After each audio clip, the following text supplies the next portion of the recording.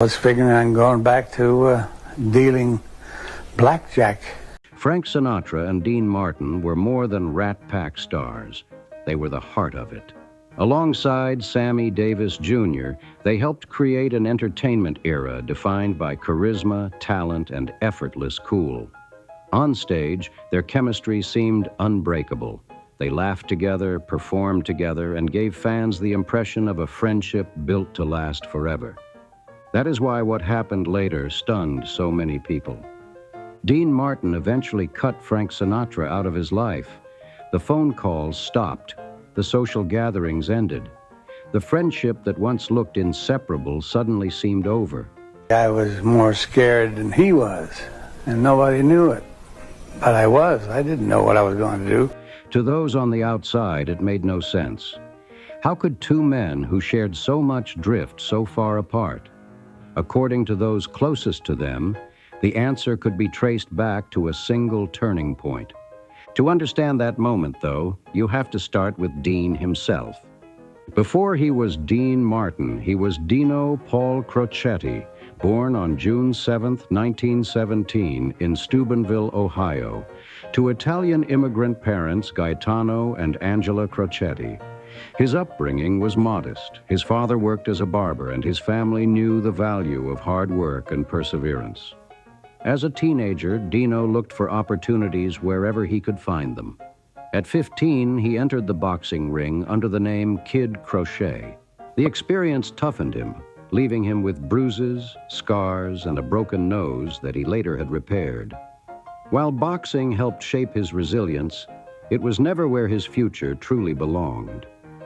Determined to make something of himself, Dino moved to New York and took whatever work he could find, including jobs connected to illegal gambling operations. Through every setback, however, he held on to one thing that set him apart.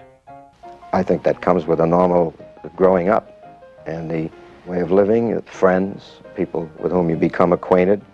His voice. Performing under the name Dino Martini, inspired by singer Nino Martini, he began singing with local bands and steadily gained attention. Influenced by artists like Harry Mills and Perry Como, he developed the smooth style that would later make him famous. His growing reputation eventually earned him a place with the Ernie Mackay Orchestra. Then came the advice that changed everything. Change your name. Dino listened.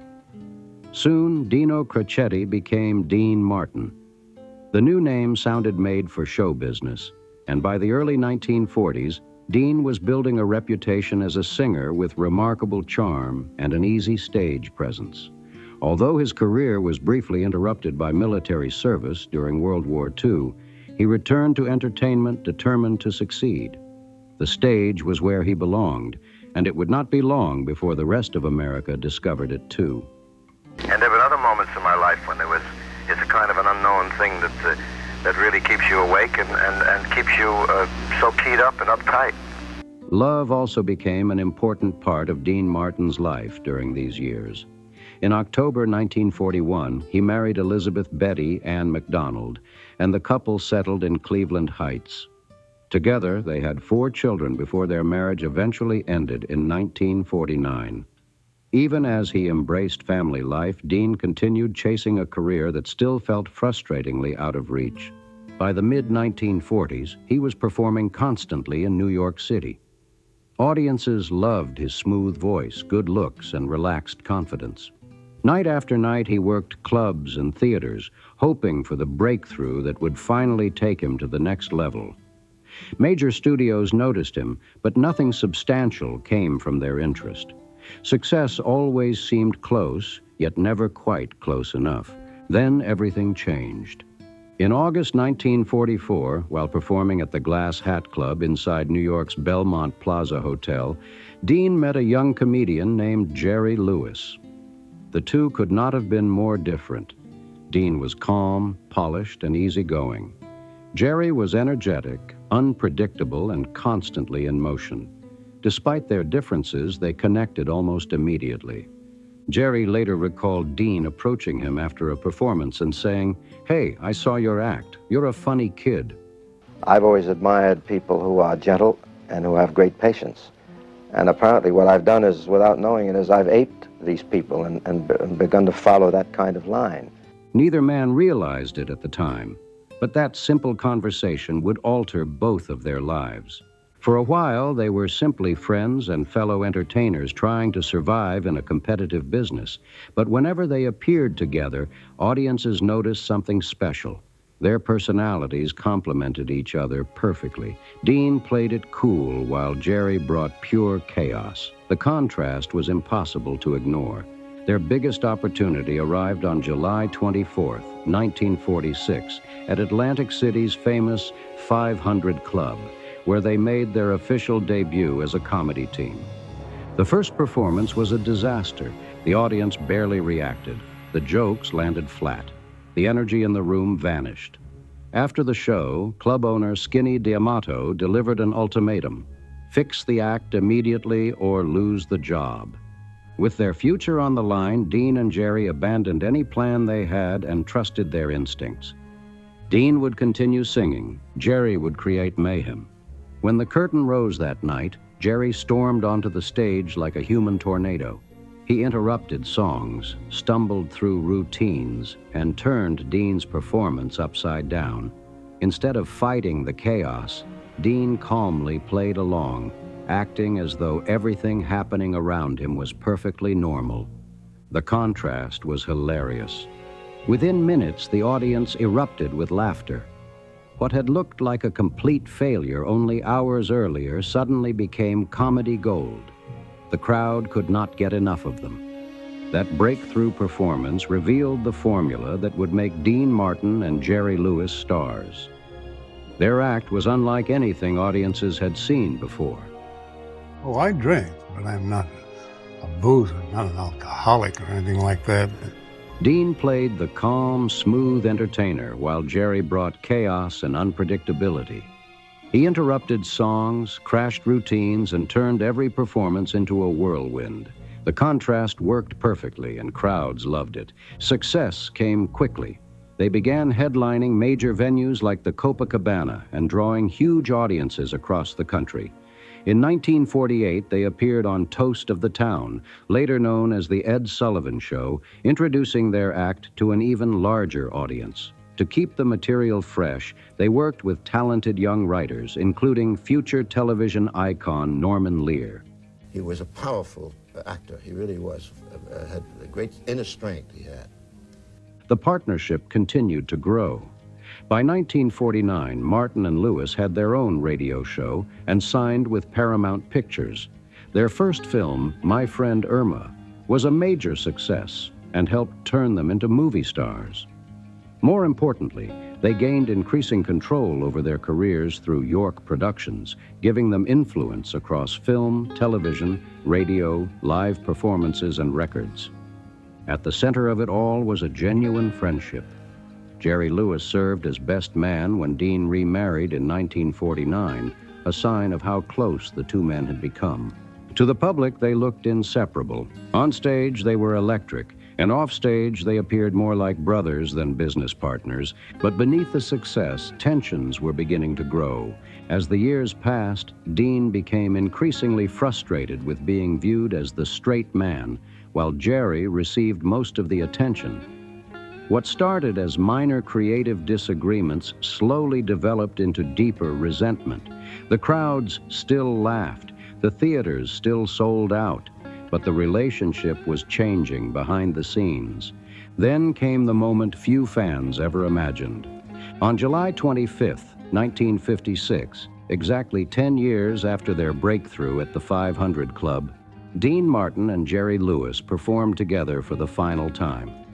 I love to sing and I love women. One of entertainment's greatest partnerships had come to an end. The split shocked audiences, but it did not end Dean Martin's story.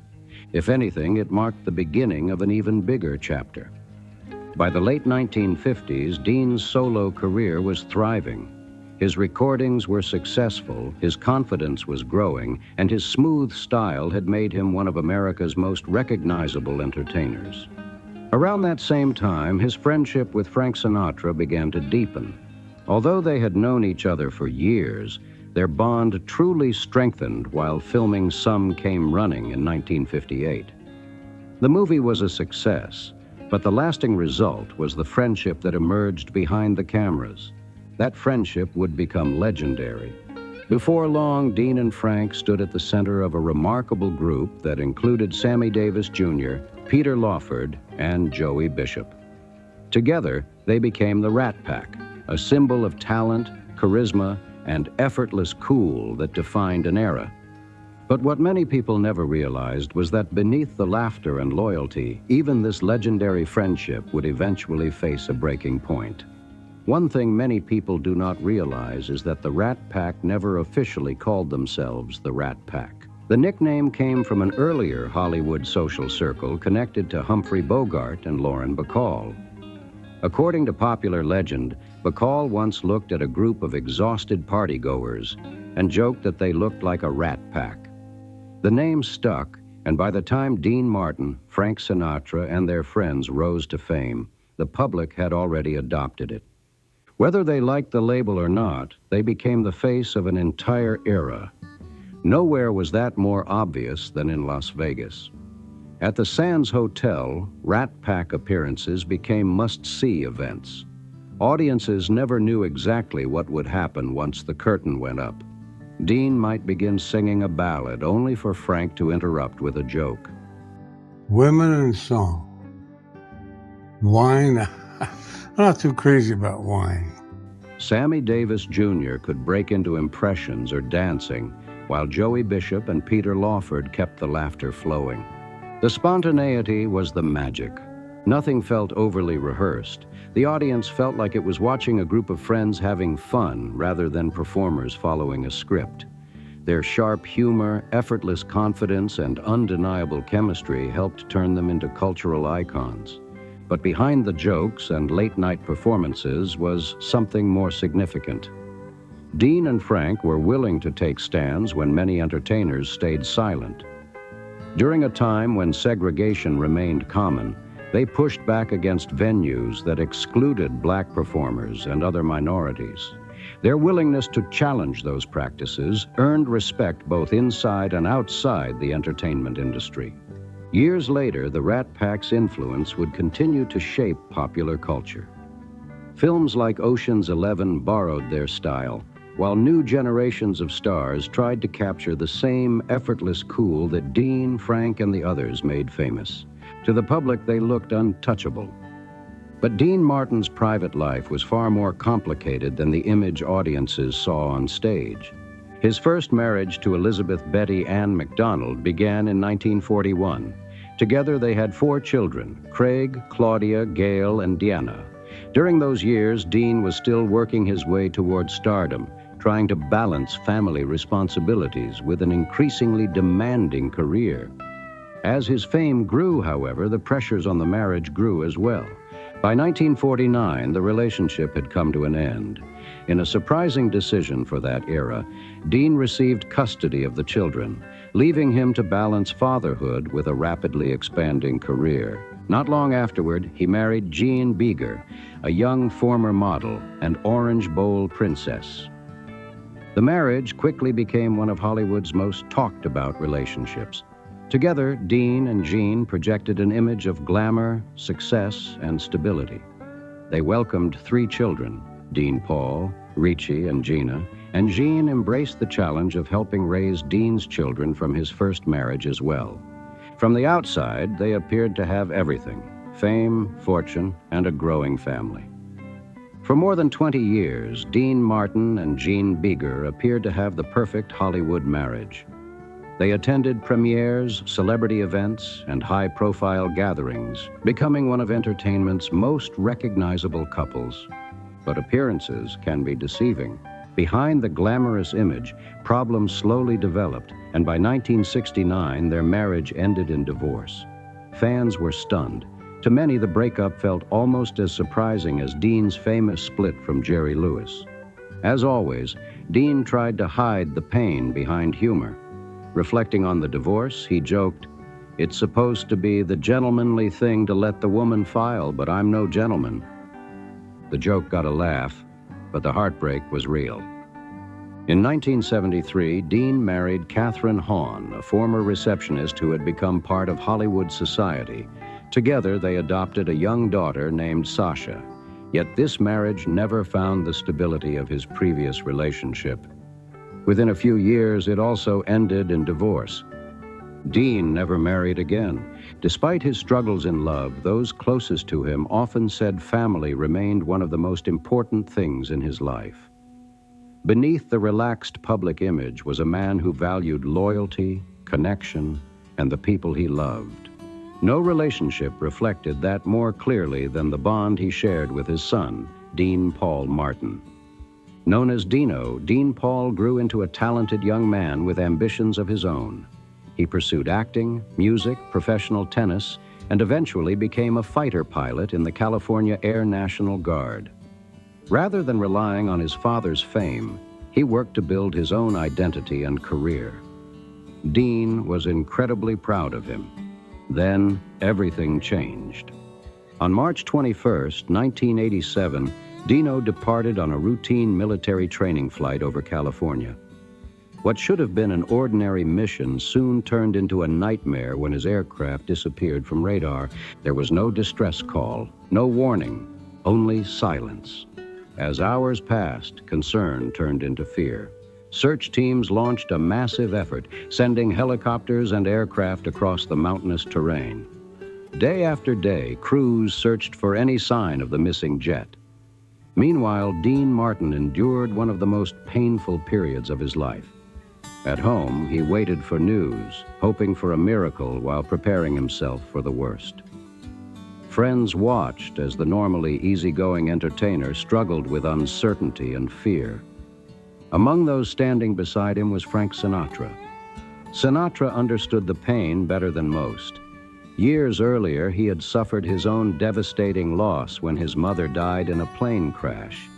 Seeing Dean go through a similar ordeal deeply affected him, and he offered support whenever he could. But as the search continued without answers, hope became harder to hold on to.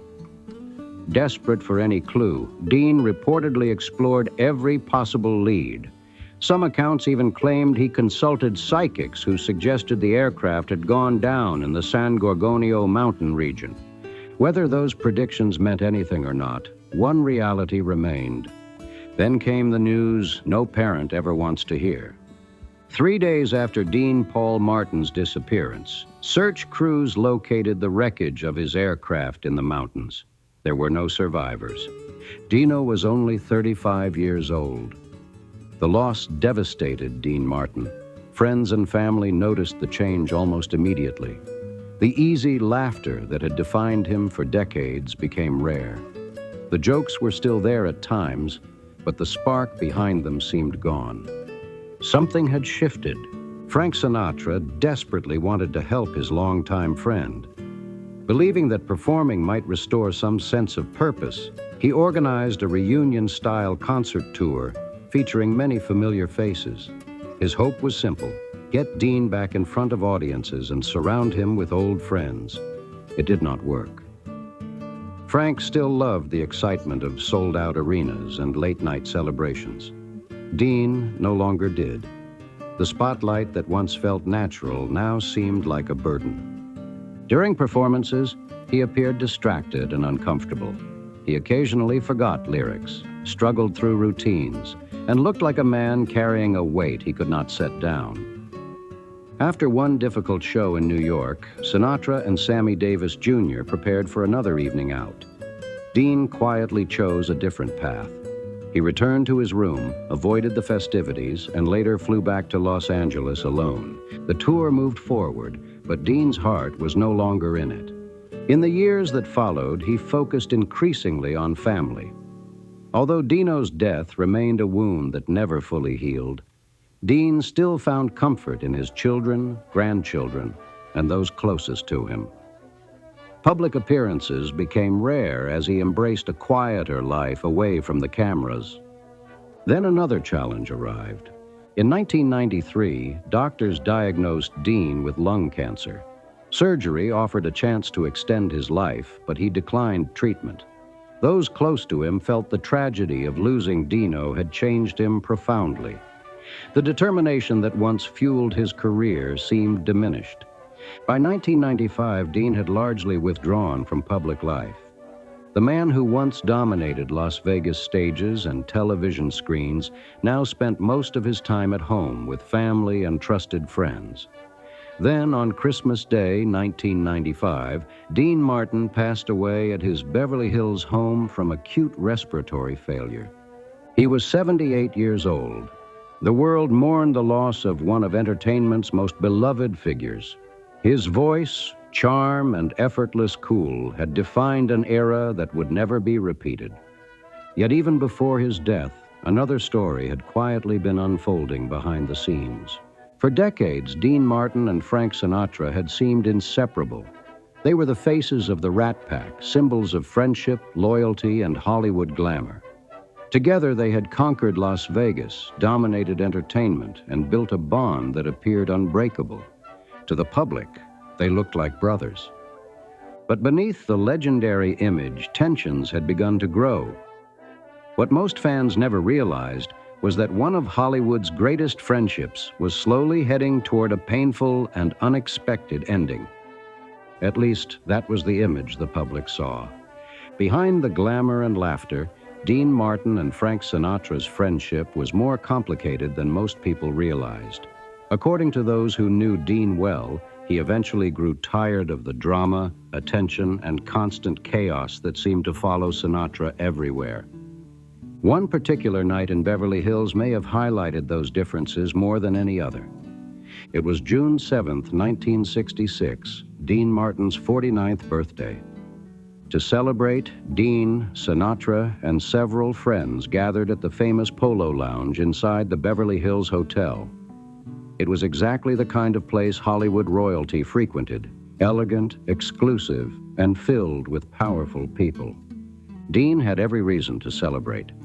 By the mid-1960s, he was one of the biggest entertainers in America, succeeding in music, film, television, and Las Vegas. Sinatra was equally influential and remained a constant presence in the headlines thanks to both his career and his high-profile relationship with Mia Farrow.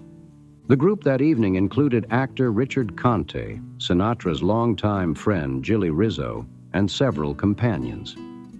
As the drinks flowed, their table quickly became the loudest and most energetic in the room. Most guests expected that from the Rat Pack.